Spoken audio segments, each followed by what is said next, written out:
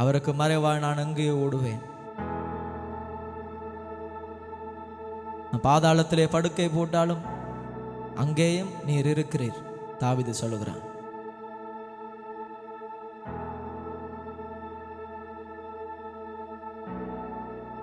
எங்களை ஜட்ஜ் பண்ணும்படியால, நாங்கள் விழுகிற நேரத்தில் எங்களை தூக்கி நிறுத்தும்படியாய், எங்களை நியாயம் தீர்க்கும்படியாய் அல்ல, எங்களை நேசிக்கிற தேவன் என்பதனாலே அவர் எங்களை பின்தொடர்ந்து வருகிறார்.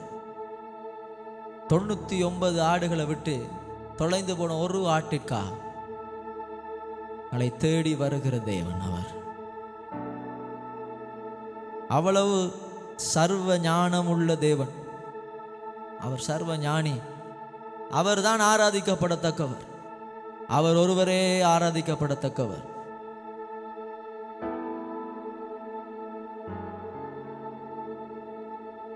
சொல்றாரு, நான் உண்மையிலே நினைவாய் இருக்கிறேன், உங்க மேலே நான் நினைவாய் இருக்கிறேன் என்று சொல்லி ஆண்டவர் சொல்றார். அவருடைய செயல்கள் பெரியது, அவருடைய செயல்கள் வல்லமை உள்ளது, சர்வ ஞானம் உள்ளவர்.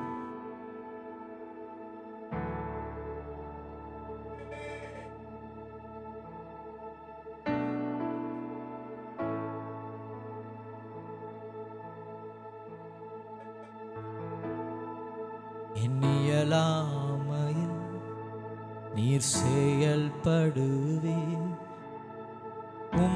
கரம் என்னை விலகாதிருக்கும். எண்ணியலாமையில்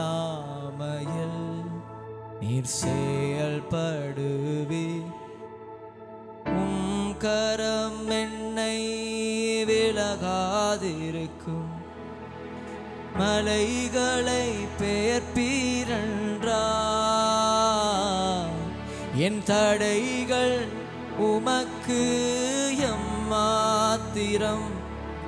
மரித்தோரை எழச் செய்தீரன்றார்,